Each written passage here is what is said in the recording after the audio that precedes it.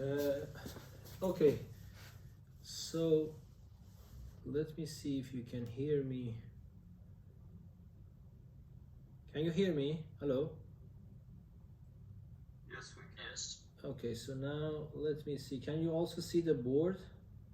Not now? No. Can you see it? Yes. Okay, so now today I want to talk about the last part that will be included in the exam, and we want to use integrals to calculate volumes. And I have written volume of revolution. It means that this is not the case that I give you a solid object and I ask you to calculate its volume directly. We start calculating the volume of revolution. What do I mean by that? I mean that assume that you have a system, you have a coordinate system, and then you have a function, and you start rotating the area. For example, let me consider, so assume that this is your function y equals to f of x, and then let us limit ourselves between a and b. So what I want you to understand is this. There is an area under this curve, okay? And then what I do, I want to start rotating. Unfortunately, it was better if I can demonstrate this by GeoGebra, but I am at a school now. It's not that easy to do it here, but might be we can talk about this later after the exam or whatever. But anyway, here, what I mean, you are supposed to rotate this area about the x-axis. And then you can imagine that if you do so, it will generate an object, a three-dimensional solid object for you. And that is the volume that I want to calculate using the integral. Okay, so is the idea clear? So what I am doing, I have a curve limited between two vertical lines and the x-axis. This is the only version that you study in Math 4. There are other versions. You can rotate about the y-axis and etc. So that's another story. But for your lesson, you are just rotating the area under the curve between these two vertical lines and the x-axis, about the x-axis. It generates a volume. That it generates a solid object in 3 dimensions. The volume of that object is called the volume of revolution. It's generated after revolving this area about the x-axis. Now we want to find that volume. Okay? Here I want you to learn. Do you remember? We don't know if this is related to the integral or not, unless we can solve this problem in a way that it gives rise to a Riemann sum. If this problem gives rise to a Riemann sum, then we realize that there is a relation between this problem and the definite integral. Yes? Okay. Let us imagine what happens. Again, I want to start partitioning this interval to smaller pieces. And then let me just do that. Of course, I have to exaggerate a little bit so that you can see what's going on. But assume that this is your interval, one of those subintervals. Let me call it kth subinterval. So if you remember, the kth subinterval starts from xk minus 1 up to xk. So what I do, I want to rotate this part. Concentrate only here, about the x-axis. Okay? Of course, it is not clear what that object would be, but if this length is small enough, first of all, you see what is here is not exactly a rectangle. The deviation from a rectangle happens only at this part. Because this is a straight line, this is a straight line, this is a straight line. The only curved part is this one. So this is not exactly a rectangle. And I hope that you can imagine in your head, if you have a rectangle, exact rectangle, let me just draw this diagram with this one. Assume that this is your x-axis, and this is an exact rectangle. And let me, for example, let me write a number here, for example, A, and a number here, B. Can you imagine and talk to me, if you rotate this rectangle about the x-axis from here, what is that solid object which is generated? A cylinder. It's a cylinder, yes, exactly. So I want to wait. Everybody agrees with me? If I rotate this about the x-axis, it will generate a cylinder. Here, a little bit of thin cylinder. If you have questions, please let me know. Can you imagine that? Okay.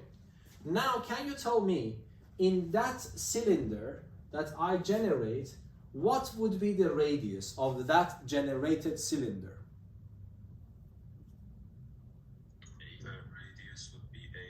The radius would be A, and what would be the thickness or height? B. Agree with me. And then we know the volume of a cylinder. The volume of the cylinder is actually equal to pi, the area of that circular part, but you told me that A will play the role of the radius of that circular part, so it becomes pi A squared, and then I will multiply it by this height or thickness. So that would be the volume of the object which is generated after rotating this about the x-axis. So this is something that I want you to know. And of course here, if I want to do the same thing for this, this is clear that definitely I will not get an exact shape of a cylinder, because the problem here is this is curved. So it will not generate a complete cylinder, but it makes something close to a cylinder. And if I make this partition smaller and smaller, the deviation of this curved part from a straight line becomes smaller and smaller.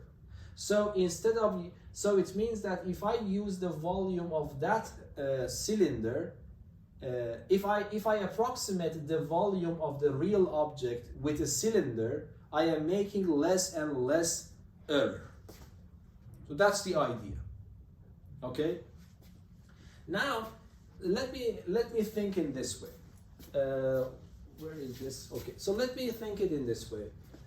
What I'm saying is that, let me now clean this. I want to go back to a Riemann sum. So can you tell me what would be the volume if I want to use if I want to add them? So the idea is that to calculate the area, the whole volume, I calculate the volume of each one of these pieces and add the volumes that are generated in that way, and then this would be an approximation to the real volume of that object. But I hope that you agree with me again, if I make these parts, these partitions, finer and finer, smaller and smaller, the deviation, the error that I am making in generating that volume becomes smaller and smaller, and we can realize that intuitively. If I make the number of partitions infinitely many, meaning that I am making the length of each subinterval infinitesimal, then the error becomes 0 when n goes to infinity. Yes, so that's the same idea. So let me just ask you this question again. So let me now make it a little bit thinner here, so that I want you to get a feeling. So let me make this part thin, and let me say that from here to here is x. And then let me assume that this thickness is delta x. Okay, now can you tell me what would be this length here? F of x. F of x, thank you. And now, if you rotate this small part about the x-axis, it doesn't generate exactly a cylinder, but you can approximate that volume with a cylinder, yes? So, can you tell me what would be that approximate volume of the cylinder based on this shape, I will call that one delta V. So a small amount of volume, okay, is equal to what?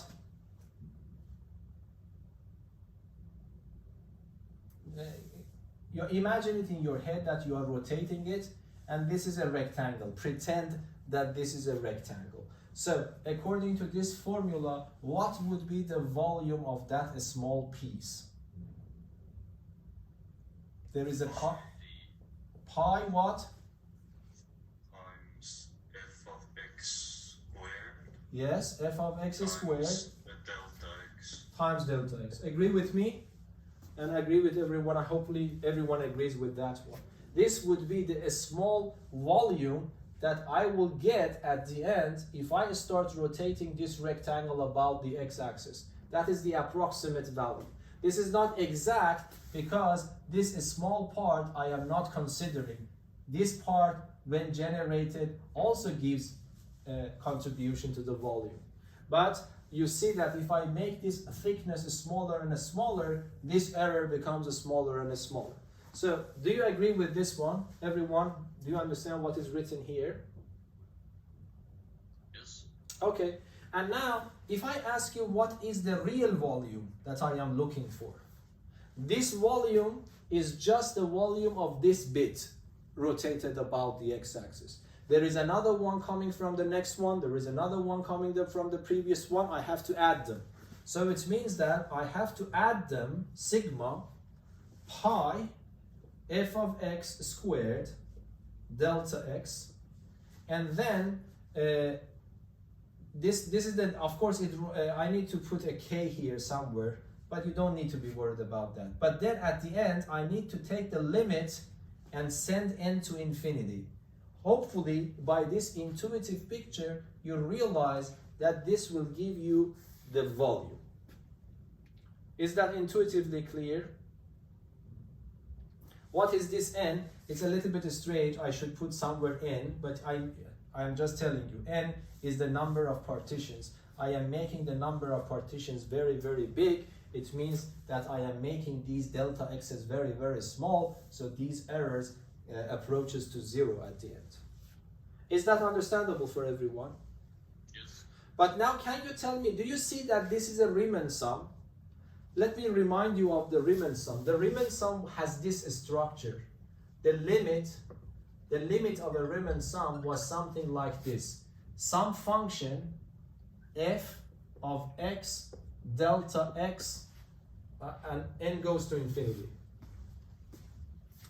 That was the Riemann sum for function f.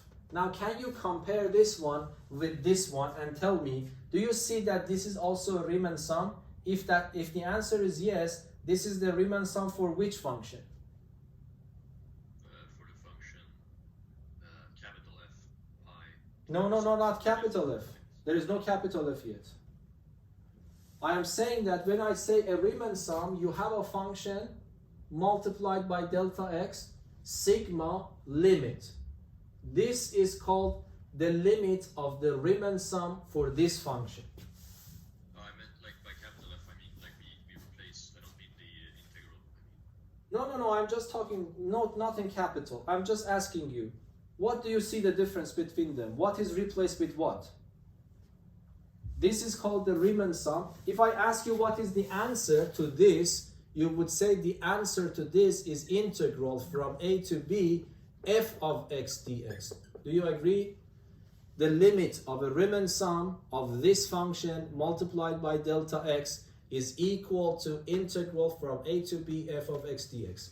What I am asking you, this is the Riemann sum of what function?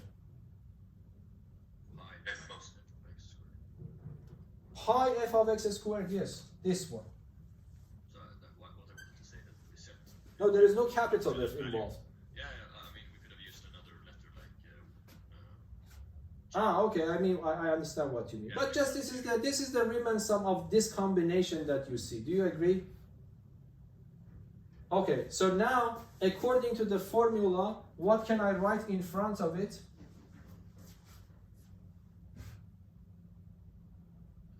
The integral from a to b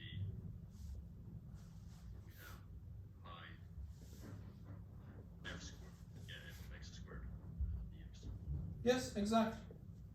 This is the formula. So the volume of revolution of the area under the curve of the function y equals to f of x is the integral from a to b, pi, the famous pi number, multiplied by not by your function, multiplied by your function squared dx.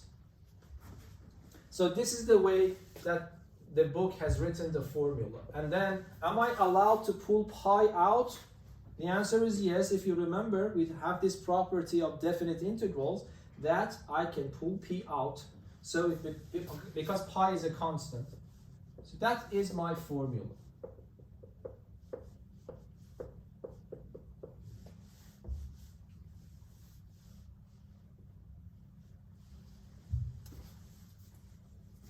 This formula is also given in the formula sheet, but the formula is not important. Understanding why this formula works is important. And this is coming from this intuitive idea that I am just partitioning this into small pieces so that I can approximate each part by a thin cylinder, or you can say a thin disk, and then measure the volume of each disk and add the area volumes of the disks and send the number of partitions to infinity. Then if you consider this with the standard Riemann sum, whose answer is this integral, you realize that what you have written here is the Riemann sum for this function here, so it becomes the integral of that function. And then what I have done, because pi is a constant, I pulled pi out and I wrote it in that way. So that is the formula for the area, for the volume of revolution. Understandable? Any questions? Okay, so now let me put this formula somewhere and then start doing some examples. And then there is something that I want you to know is that what happens if I have the area between two curves rotated. That's also one part of it. And then I'm just doing some examples. So the lesson is finished. I want to do some examples that I want you to know. Some of them are in the book, some of them I just write them myself here, okay? So let me write the formula here on the board. The volume of revolution. So this is something that I want you to answer. How can I use this formula to find, for example,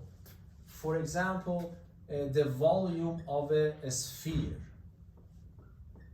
Or because usually volume from ancient times was not this kind of volume, yes? We had an object in 3 dimensions, for example, a sphere, a cone, a cylinder, or whatever. We want to find the volume of that object. But do you think this formula is useless for those kinds of calculations?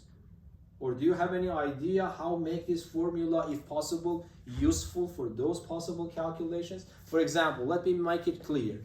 Can I use somehow, use this formula to find the volume of a sphere? Yeah. How? We could use a parabola and then just cut off, integrate from one point to another point where it crosses the x line. No, I don't understand. Why parabola? No, not the parabola, but you know, the curve. No, there should be a specific name for the curve. I can't remember it. There is nothing to remember. It's very intuitive. Might be you are thinking wrongly. Which curve? So anyway, if you want to find the volume of a sphere using this trick, you need to think about a curve so that if you rotate it about the x-axis, the area under the curve generates a sphere for you. Okay? So I will come back to this, but this is, for example, if I consider this semicircle, yes? If I consider this semicircle and this area, if I rotate this semicircle about the x-axis, it will generate a sphere for me. This formula is helpful in this case because this formula tells me how to calculate area, the volume of revolution. And because I was smart to find a curve so that after being rotated, it will generate a sphere. So yes, it is possible to use this formula to find the formula for the volume of the sphere. So what I am trying to say is that there are two types of problems in this part. There are some problems that the area under the curve is given to you and you are asked to find the volume after rotating that area. There are many types of these problems in the book, so you need to know that. But sometimes they ask you, for example, to find the volume of a cone. Cone from the beginning is a three-dimensional object. So in that cases, you need to imagine, you need to be a little bit creative to think about a curve so that when I rotate the area under that curve about the x-axis, it will generate my solid object. For example, can you guess what will generate a cone? For example, A straight line. yeah, a straight line, yes. So for example, this line segment, if I concentrate on this part, if I rotate this right angle triangle about the x-axis, it is easy to imagine that it will generate a cone for you. So that is my goal. Sometimes the question is directly about the area under the curve, and they ask you find the area, find the volume after rotation. That is easy. Just directly put the function in the formula. But sometimes they ask you to find the volume of a little bit harder objects. Then you need to imagine, how can I calculate? How can I find a curve so that after being rotated about the x-axis will generate my solid object? We will come to these problems, okay? Let me start with solving very, very simple questions. Okay, so let me write this example. For example, I give you this. This is y equals to square root of x. And then let us go from 0 to 4. Okay? Now I am asking you, I am rotating this area about the x-axis.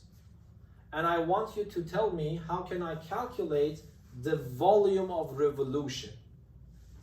Okay? So these are simplest possible problems. So you need to read it from the formula sheet or have it in your memory after learning how to derive that. So you write the volume is equal pi, don't forget this pi.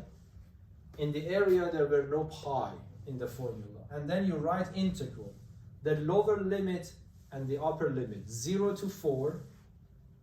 Be careful of this square function is the square root of x. Don't write the square root of x. For area, you just write the square root of x. But for volume, you have to raise it to power 2 for the reason that I tried to motivate you for. As simple as that. Okay? And then you raise it to power 2. This becomes x dx. And this is very simple to calculate. A primitive function for x is x squared over 2. And it goes from 0 to 4.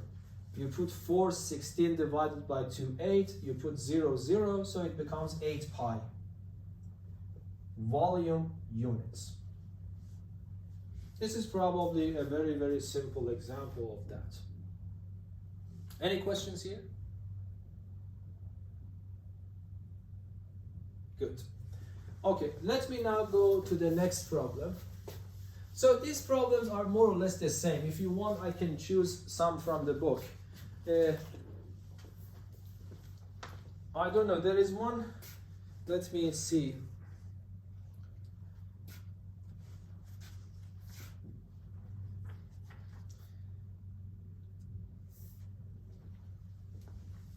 Okay, by the way, that was also from the book. I didn't know that. This is also a book. But in the book, you see a better picture. So if you go to page 157, This is the first E-level problem, and then in the book you see it is clearly drawn actually. So if you just rotate that, it will generate something like this.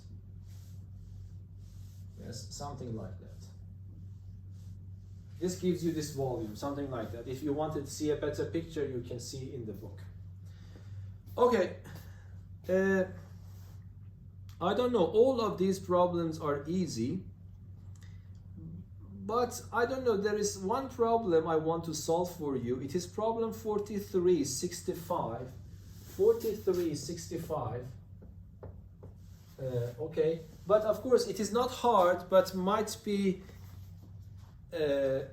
it's a little bit lengthy to calculate. So it is mentioned that the region which is enclosed by this curve, there is no picture there, but they have been writing it in words. The region enclosed by this curve and the x-axis is rotated about the x-axis. Okay? Find the volume of the generated solid object. The reason that I chose this one because the calculations are a little bit long here, but the idea is as before. So here, this you probably immediately recognize that is the parabola. It's minus x squared, and I want to, you can just use your calculator or whatever to draw a rough picture to sketch the graph of this is enough actually. So hopefully you have enough knowledge to understand what is going on, yes? Because this x squared is negative, this parabola has a maximum point, okay? And then, where is the maximum point? It is very easy to see. So you don't need to be very careful. So sketching for me is enough, okay? So can you tell me how should I have a sketch of this? Which is important for my purpose. I don't need to have a precise graph of the function. So I know that this function is a parabola having a maximum, and according to the problem is asking the area enclosed by this and the x-axis. So this kind of parabola, this is not this kind of parabola, because if this is the case, there is no area enclosed with this one and this one. So it means that definitely it should be, the maximum point should be above the x-axis. And the cutting points are where and where? The roots of this. So it means that I don't know exact picture and I don't care.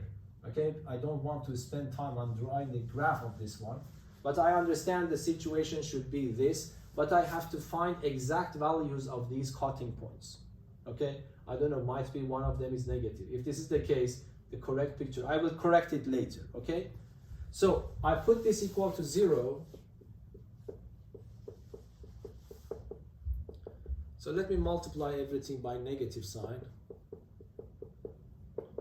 And then instead of ABC formula, let me use factorization. It is easy in this case. I need two numbers whose sum is -4 and the product is this. So these numbers are that. So actually I am more or less right because both roots are positive. One of them is this one, the other one is 3. So this means that more or less I was correct. So this point I realize is 1, this point is 3. So that is enough for my purpose. I really don't need to be very picky here. And now you know what you want to do. You want to rotate this, okay? So how should I rotate? How should I find the volume? I need to write the formula. This is pi integral from 1 to 3, the function squared. So that is the tedious part in this case. This is my function to power 2 and then dx. This is elementary, but because this is 3 terms squared, either you need to have the formula in your head, or you have to start multiplying it 2 times, or you can take 2 of them as 1 term, the other one as the second term. This is the way that I want to continue, okay? So let me simplify that expression here and then put it back in that integral. Okay, so what I do, I would say that v, no, sorry, let me simplify that expression, because there is no other way. There is no other way for this calculation. You have to expand this. But for expanding this, if you can write this next to itself and multiply every term and simplify. But let me just use this alternative. I will consider these two as one term and this one separately. It doesn't matter which one we want to take together. And then I can say this is the first term, this is the second term, and I want to square it. So it becomes the first one to the 2 minus 2 times the first one times the second one, and plus the second one to the 2. And I have to expand that one as well. So what happens, it becomes 16x squared, 2 times the first one times the second one is 24x, 3 to the 2 is 9. Okay? And then here I have a minus 2 and I have x squared minus 2, I multiply both of them inside. So it becomes negative 8x to the 3 positive 6x to the 2. And then I have x to the 4 there. Might be this is a little bit confusing. This power of 2 is 4x. So I multiplied these two simultaneously inside. Let me double check. Yes, that's also correct. Can I simplify this a little bit more? Yes. Here, let me write this one first. Minus 8x to the 3. 16x squared, 6x squared is 22x squared. And let me write, by the way, x4 first. It's better to write x4 first. So x4 first, minus x3, and that one. And then I have minus 24x. And then I have one single 9 left.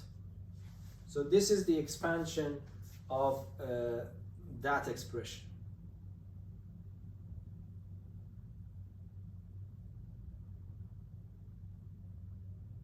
Yes. And then I have to replace it here and then do the integration. Of course, it is tedious. I don't know what was the purpose of this problem. But anyway, you need to integrate a lot of terms, and from 1 to 3. So this becomes pi integral from 1 to 3. Let me write it there in front of us. So this is x to the 4 minus 8x cubed plus 22x squared, and then minus 24x plus 9 dx. I have to calculate this integral. Okay, so make sure that you are not confused. So I would write a pi here, and then I will open a pair of brackets here. The first one is x to the 5 divided by 5. The next one is x to the 4 divided by 4. That division by 4 and that 8 will simplify. I will have 2. X to the 4. This becomes x to the 3 divided by 3. And then this becomes x to the 2 divided by 2. When I divide by 2, it becomes 12. That becomes 9x.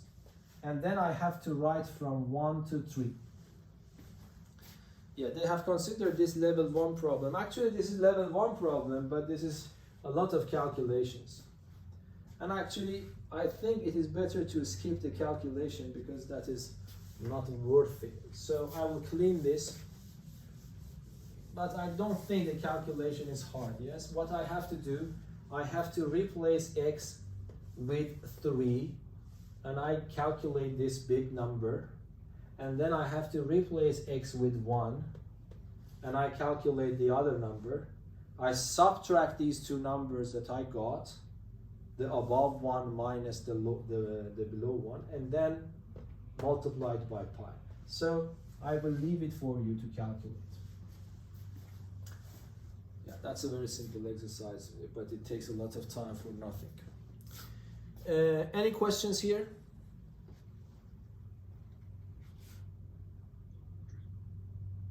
Pardon?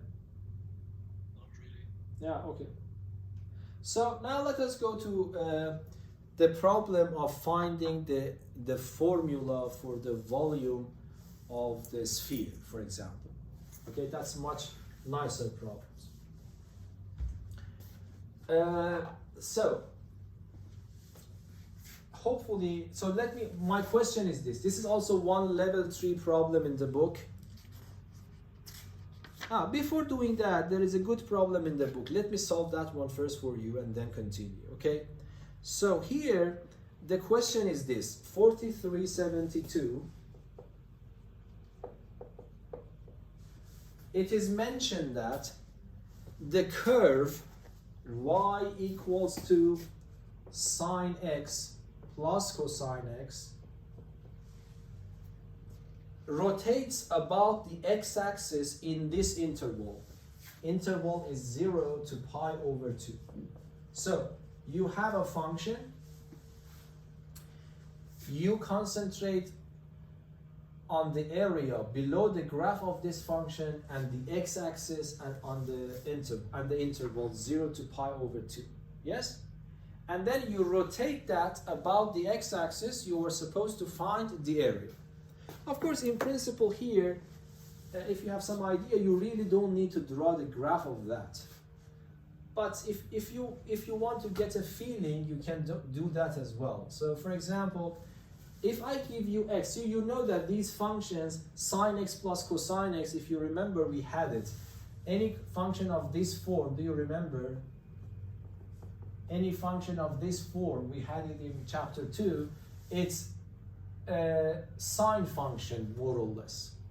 The amplitude is the square root of a squared plus b squared, but the period is the same. So this combination where a is equal to 1, b is equal to 1 is just a sinusoidal function. Okay, so you know that this should be a periodic function. So these points are enough. So if I put 0 here, sine of 0 is 0, cosine of 0 is 1, so I will get something like that. If I put pi over 2, this becomes pi over 2 is here, for example, and this is 1. If I put pi over 2, this becomes 1, this becomes 0. Again, you get this point. And then this function goes up here and then goes back here.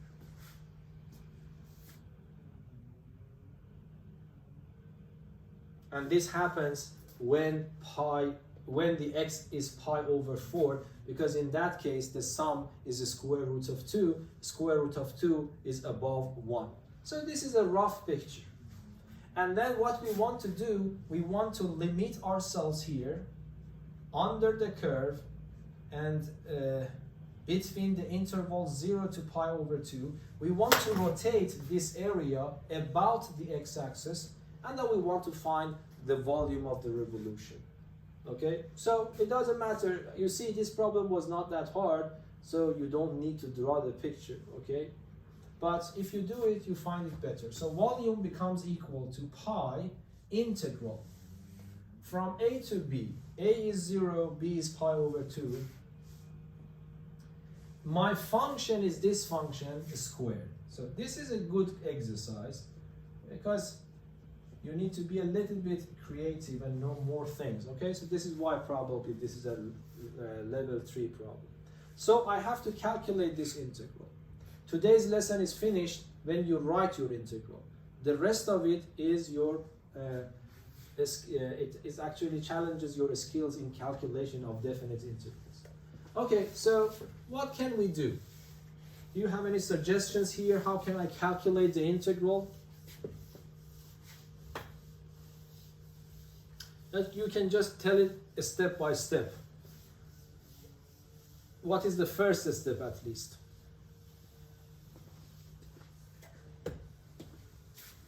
What is the first step? Calculate the value at 0. X equals 0. No. What is a primitive function first? I should calculate a primitive function first.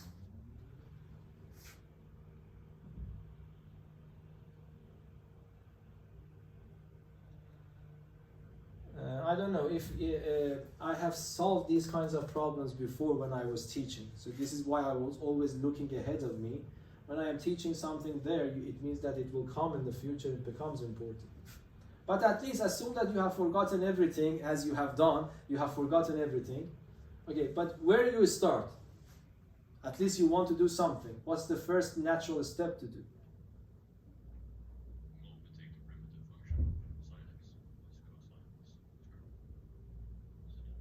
Okay, but how? That's my point. How should I find the primitive function? Maybe we could expand. Yes, expand. So expand is the first possible point. I expand. So this becomes equal to pi integral from 0 to pi over 2. I expand. The first one to the 2 plus 2 times the first one times the second one plus the second one to the 2.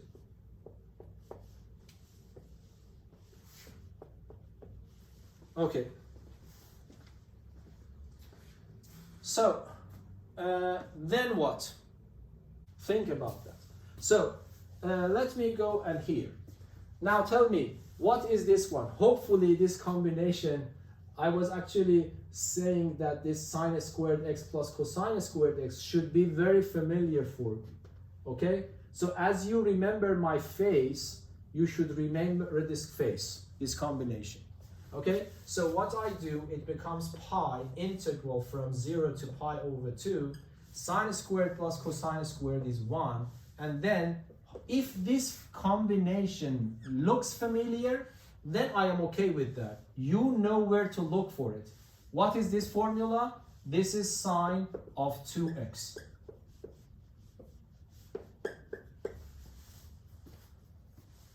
Okay? And now hopefully every one of you know what is the primitive function for 1. What is that? X. This is x. And how many of you remember by heart what is the primitive function for sine 2x?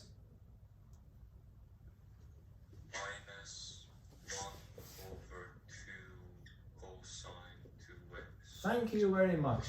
Was it hard to remember it? You see, no. Because you haven't trained yourself. It is not that hard. Okay, thank you very much. And now you calculate this. You see, it was a simple problem. The reason, I think they know the psycho behind probably you. The reason that they say this is a level 3 problem, because if you just follow what you have learned, it is not a level 3 problem. Was it? A squaring is coming from Math 1C, expansion. Sine squared plus cosine squared, you had it in Math 3C. You had it in Math 4. And then this one, you had it before. And these are very simple. What is a primitive function for 1? You had it in Math 1C, Math 3C. And what is a primitive function? It is the simplest possible sine function you studied this year. So now judge, evaluate yourself. Do you really consider this a level 3 problem? Yeah, I don't know. This is not a level 3 problem, so you need to increase the level of your studying. I'm really, really serious. We will lose the country in long run. Believe me. So, what happens here? Pi, and then pi over 2 here. So let us do it in our head. Can you do it for me? If I put pi over 2 here, what's the answer? Pi over 2. Okay, how many of you can calculate cosine of 2 times pi over 2 in the head?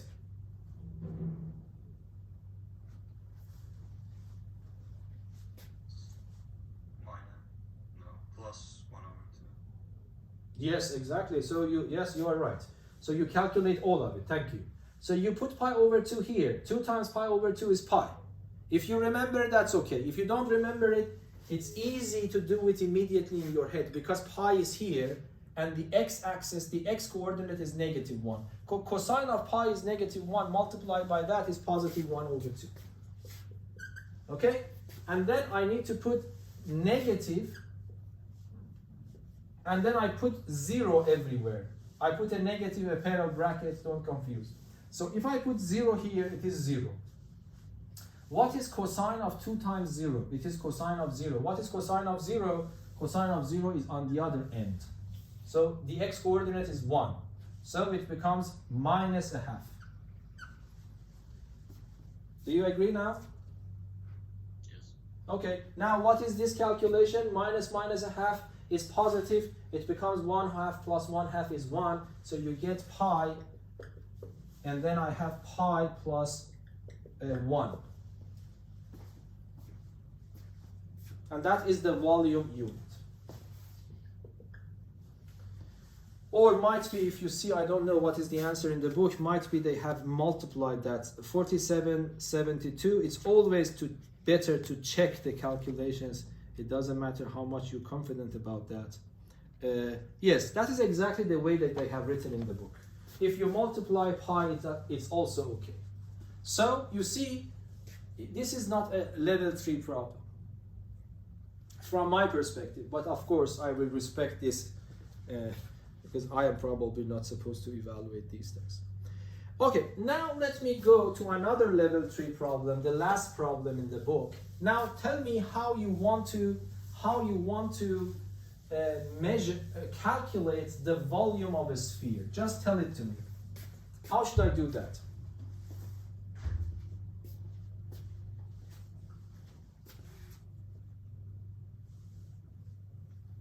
So, someone asks you, I have a sphere of radius r.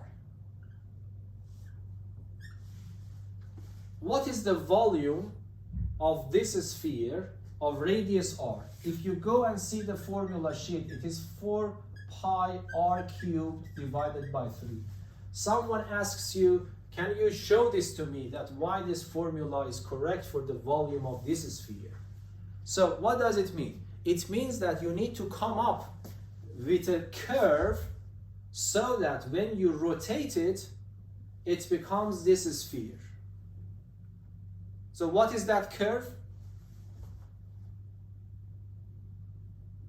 There are many curves. You can say, I have this curve. This length is r. This length is r.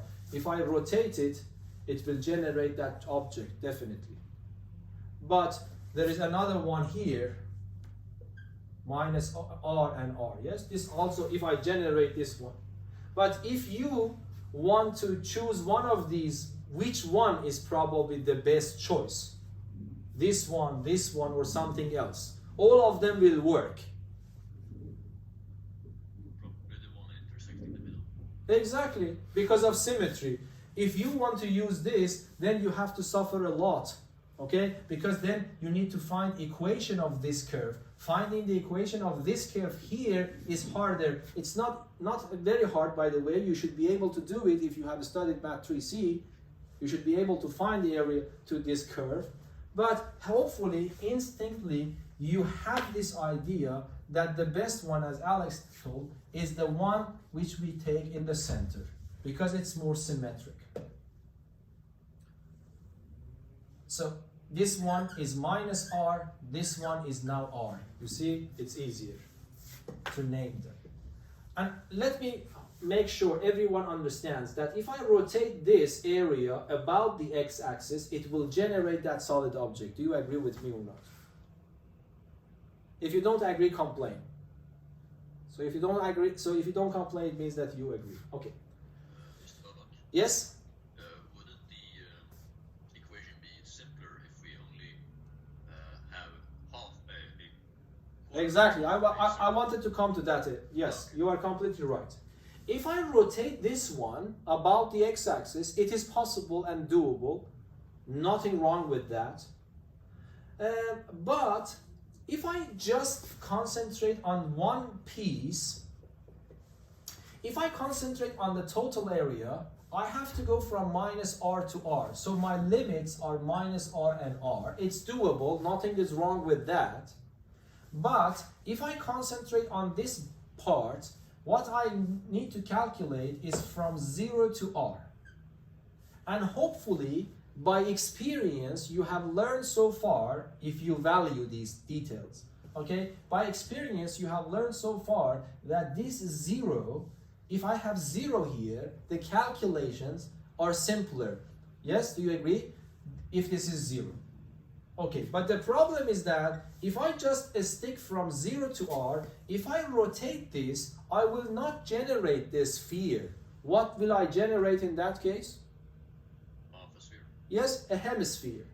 And then of course, if I have the volume of a hemisphere and I want to find the area, the volume of the total sphere, it's clear, I just multiply it by 2. So what I'm saying, I want you to do it from minus r to r at home yourself as a homework, but I want to do it here for you from 0 to r, but I need to remember, I have to double it at the end. Okay? So let me concentrate here from 0 to r. Okay. But now the problem is that I need to know the curve. So do you remember? Pi is pi. Now can you help me to do this? Integral. Help me to write the lower limit and the upper limit, everyone. What is the lower limit? 0. What is the upper limit, everyone?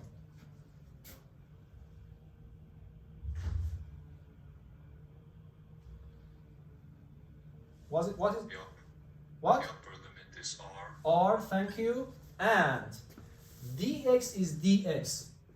What should I write here for this curve? Couldn't you write the square root of r minus x squared? For? The square root of r minus x squared. Not r. You're making a small mistake. Okay. It's more or less 99% correct.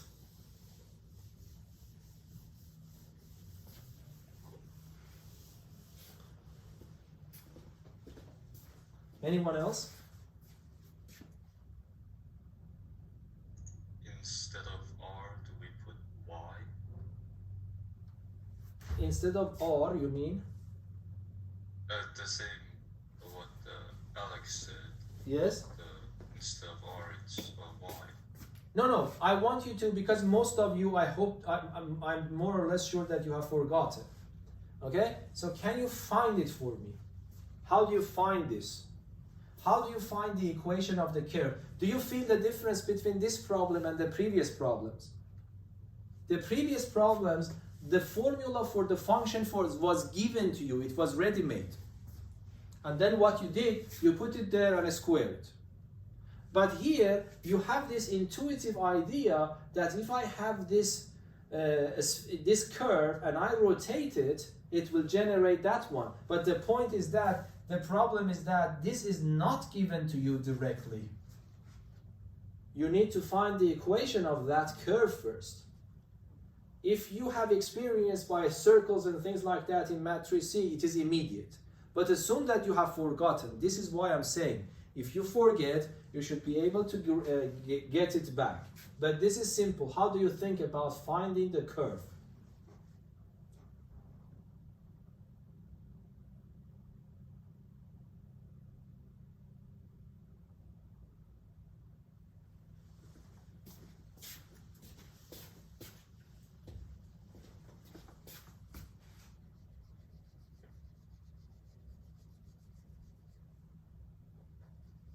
Okay, so this is what, do you see, what is the meaning of an equation y the curve? Is it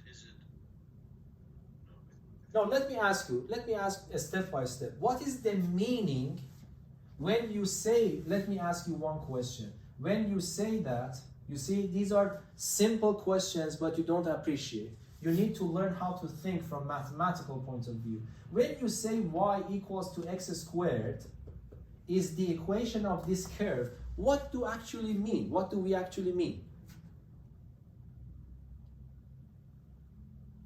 You see, this is a very simple question, and you are third grade students now. You should be able to answer that. If we take a number, Oh, okay. say, and then we square it, then the number we get out is the y coordinate of the point on the line, and the number we put in is the x coordinate. Okay, so then okay, this is right. That is coming close to my question, to the answer. But what is the meaning of when we say this is the equation of this curve? Yes? With my answer, shouldn't it be y equals the square root of r squared minus x squared? Yes, that's the correct answer. But let me answer this question. What is the meaning of when we say this is an equation for this curve? By the way, what is the meaning of this? This is, if you cannot answer these questions, don't take these things for granted. Mathematics is the only place that you can always ask why. So what's the meaning when I say that y equals to x squared is the equation of this? It means what? Any point on this curve has an x coordinate and a y coordinate. So this is why I told you that you come close. It means that the relation between x and y coordinates of the points on this curve is this relation. When we say that this relation is represented by this curve, it means that whatever point you choose on the curve between x and y coordinates of not this point, all the points, this relation holds. And vice versa. If you give me any point whose x coordinate and y coordinates are related by this relation, if I look and try to find that point, I will see that that point lies on the curve. Okay? So now I want to find an equation for this curve. So what does it mean? It means that pick a point there, pick a point, a generic point on your curve, and try to establish a relation between x and y based on geometric properties of the curve that you are considering. This is the meaning. So if you have forgotten everything, you see, memory is a little bit easier, because if you have forgotten everything, you should be able to understand all of these things. Okay, so now can you tell me how can I find the connection between x and y? So let me repeat. When I ask you find an equation for the curve, I mean what is the generic relation between the x-y coordinates of every point on this curve? This is what I am asking you by asking you to give me an equation for the curve. So this means that you need to put a point there and try to use the property of the curve to find the relation between x and y. Okay, now can you help me to find the relation between x and y? That the distance between origo and x and y should always be r. Exactly. So you see, if you understand what's going on, you can come up with the idea. I think the Swedish system mainly wanted you to be able to analyze these things. Of course, this is a deeper way of understanding, no doubt about it. But what I'm saying is that if you want to be good in mathematics, you cannot always do everything from scratch. Okay, that's my point. Okay, so here, as you said, it means that it doesn't matter which point I choose on this curve, because of the property of the circle, the distance of every point from this origo is exactly equal to r, regardless of my choice. And then hopefully you know what to do. If I ask you what is from here to here is x, what is from here to here is y, and then you see this is a right angle triangle, so you immediately realize that according to Pythagoras theorem, x squared plus y squared is equal to r squared. Okay? And then you see that what I need is y squared. So I even don't need to find y. I will talk about that one as well. What I need is function to power 2. Y equals to f of x, so y squared. Y squared is found from here. Very, very simple. But I agree, this analysis was a little bit hard. So I would say that this deserves a level 3 problem if you have forgotten everything. So you see that I didn't take the square root sign, okay, because I needed y squared, and y squared was ready-made for me there. If I move x squared to the right, I just put it here. Please try to understand why there is nothing. So there are many things coming in this problem. Okay, but let me ask you something from, I want to make sure that you understand. Assume that I really want to find y. Can you continue? Here I didn't need y because what I needed was y squared. But let us pretend that I need to calculate y. What is y? Can you write it for me?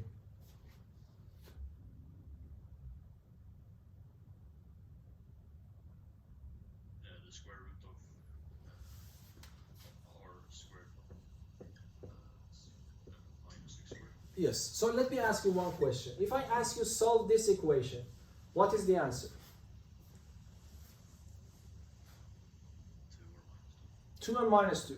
So this is the good point about mathematics. There is no exceptions in the rules of mathematics. So when you want to find something, you take the square root, you put plus and minus. So it is inevitable. You have to put plus and minus. But now, you need to decide for this curve which one is acceptable. Which one is acceptable?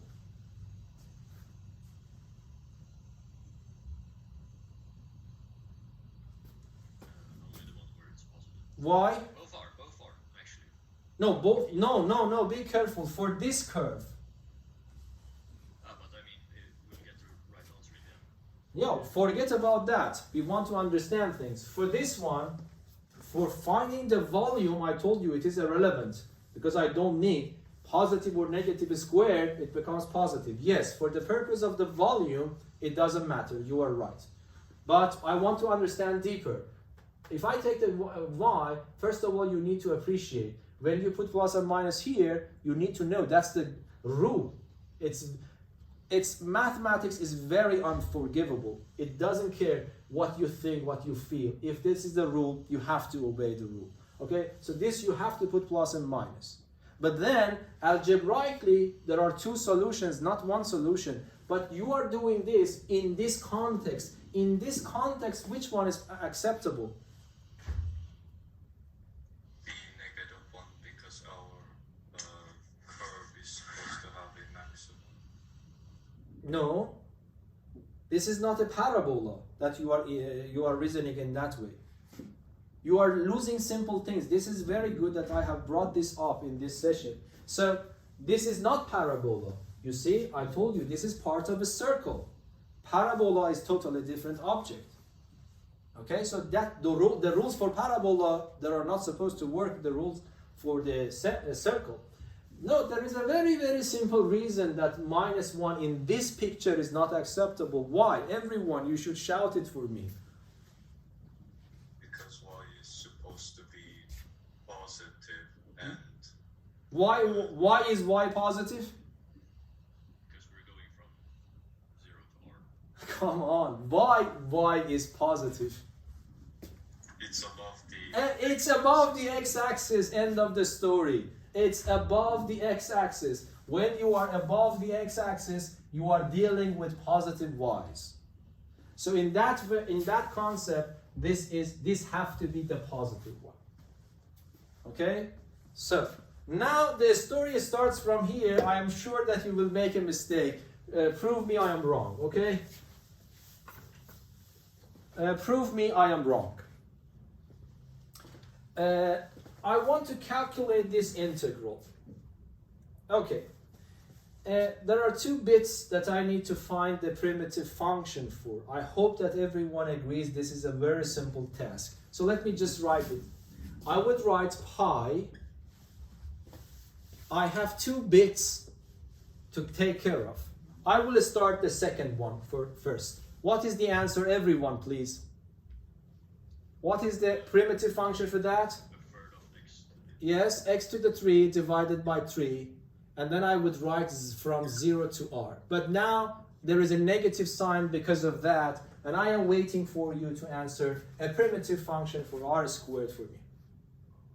R squared x. How many of you agrees with this answer? So what did you say, Alex? R squared times x. So how many of you agree with this answer? I agree. Anyone else? Who disagrees?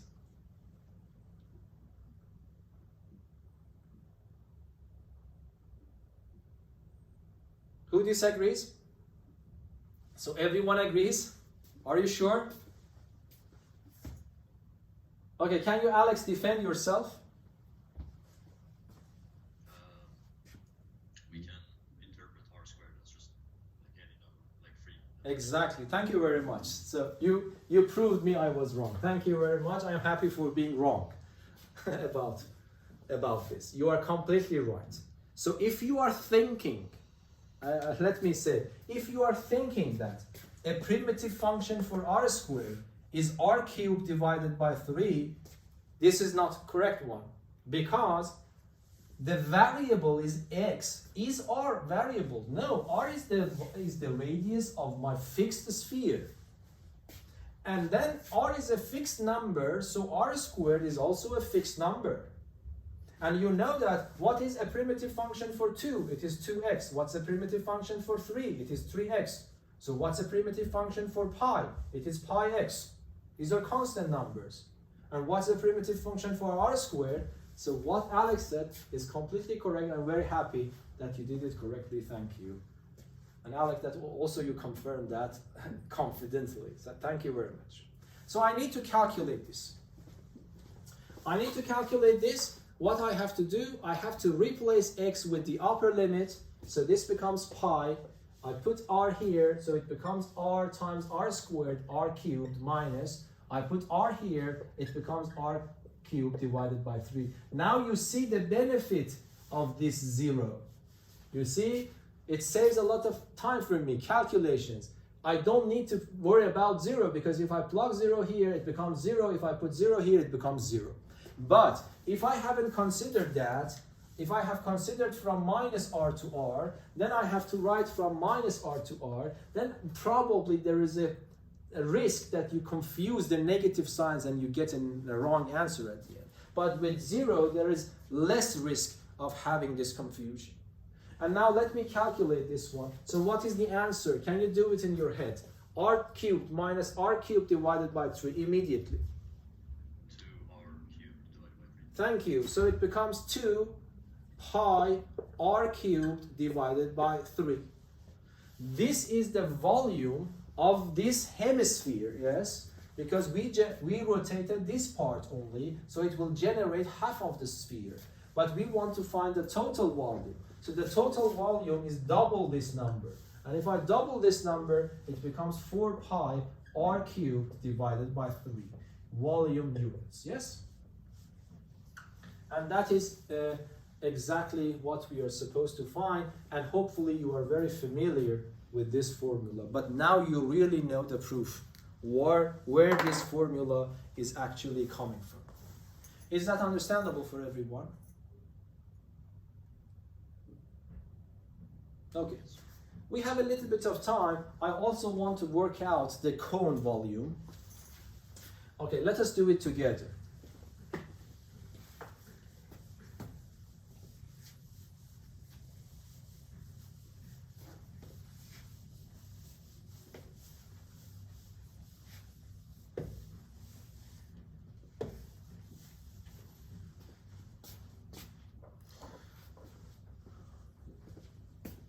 Okay, so here, let me give you this. I want you to answer my question. So here, I give you a cone. This is a little bit different from the logic in the book. This logic is better, probably. Okay, so I have a cone. So I know that the radius is given to be r. And then I have the height to be given h. I want to find the volume of the cone. This is a solid object given to you. You want to use your math knowledge that you learned so far. There are other tricks that if you go to technical universities you will learn. But your math knowledge at this point is completely enough to find the volume for this. Okay? Can you tell me what we should do? How do you think about this problem? Because this formula is not capable of giving me the volume of objects, of solid objects. I need to imagine a curve so that after being rotated about the x-axis will generate the object that I want to find its volume, and then use this trick to find the volume of the revolution.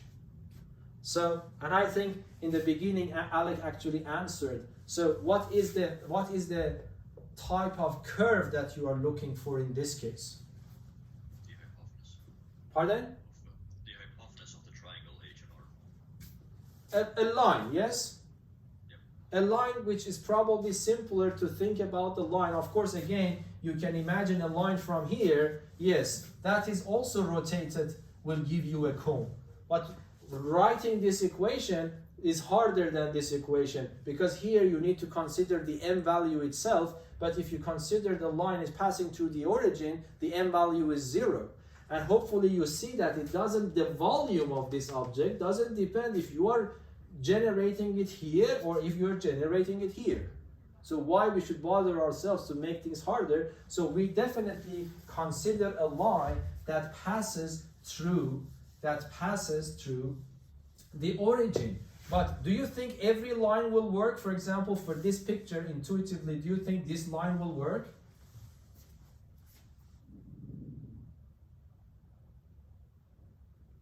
So for example, no, let me continue it up to here. Do you think this line will work for this picture, for this object?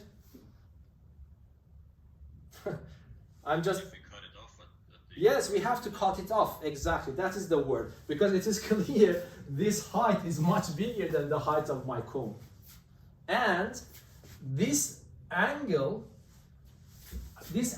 exactly this angle should fit with this angle. Otherwise, of course, I will generate a cone, but that is not my cone.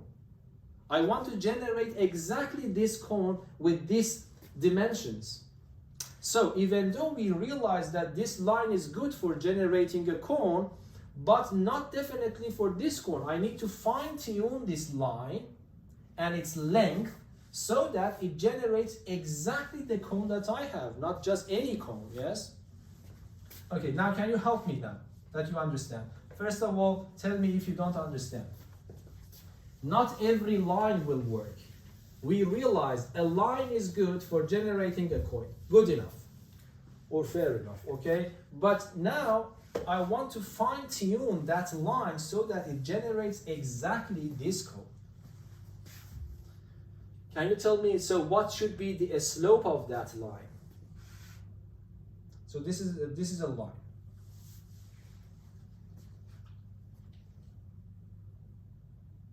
Can you tell me what would be the equation of this line? minus h over r. Not minus h over r. R over h, by the way.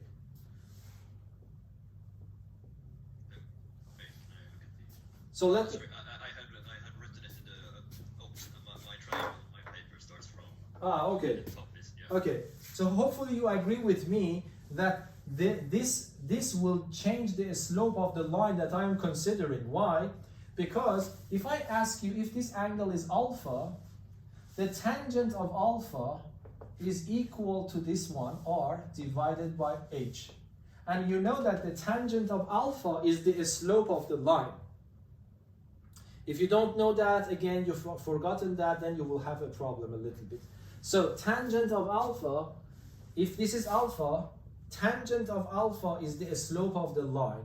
So it means that the slope of this line should be r over h. And then I have to consider it from 0 up to h. And then this automatically becomes r.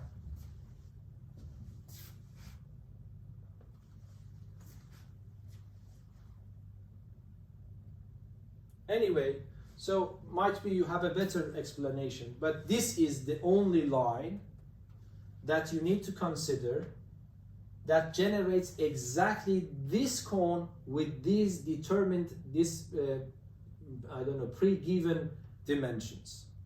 So you have to consider this cone, this line. And then the rest of it is very simple because that's a very simple function. So what I do, I write v is equal to integral from 0 to h.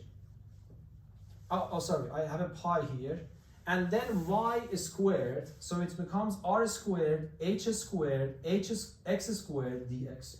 And this is a very trivial calculation. But by the way, again, do you feel uncomfortable with this coefficient here? Hopefully not, because r and h are constants. These are the dimensions of my cone. I am not changing the cone in the middle of the way. So these are constants. So r squared, h squared are constant. The division is also a constant. So I can, don't worry about the multiplicative constant. So what I write is pi, and then I have r squared over h squared, and then I have x squared. This is the only one that I have to take care of. So it becomes x to the 3 divided by 3, and x goes from 0 to h.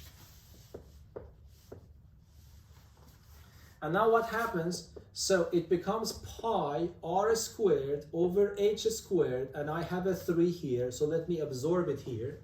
Then I have x to the 3 from 0 to h. I put h, it becomes h cubed. I put 0, it becomes 0. I calculate the difference, it is h cubed. So it is pi r squared 3h squared times h cubed. And now h cubed and h squared are simplified. And I don't know, I think in the formula sheet 1/3 is written first and pi is here. I don't know, I don't remember exactly. But then h cubed, so r squared is here, and h squared and h cubed are simplified. And hopefully, if you go, you can immediately confirm this is the exact formula in the formula sheet. So that is the volume of the cone. So we were able to find the volume of the cone using this idea of surface of revolution. Volume of revolution. Any questions?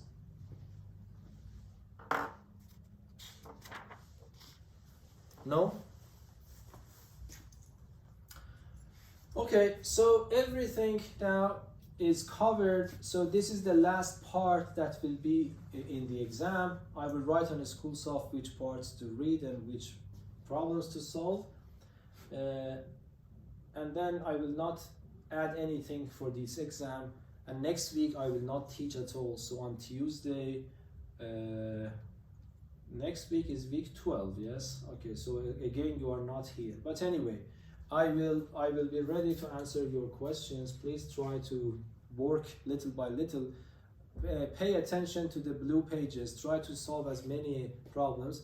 I want to keep the level as the same. I don't want to bother you, but I want to recommend you to change the way that you want to study, okay? So you need to make something in the future. We need to contribute, we need to play a role in our society, okay? So try to work hard, and it doesn't come with indolence. You need to work harder and harder, okay? Okay, and yes, so you will get 2 sessions, complete sessions to practice, and then the Tuesday we will have the exam, and then I immediately start chapter 5, and I am sure that we will finish it a little bit before the final day of the school, and then I will go back and cover those parts that I have skipped, but of course I will not ask you any questions regarding them, but still it's extremely, so this is my point. It shouldn't matter if something comes in the exam or not. It matters if it is important or not, regardless of the exam, okay? So in that case, I will go back and try to complete those parts that I have skipped, and hopefully you will start learning them, even though you know that there is no exam for that part. Okay. Any questions? No? So have a nice weekend. Thank you. Thank you. I'm confused. You're welcome. See you. You too.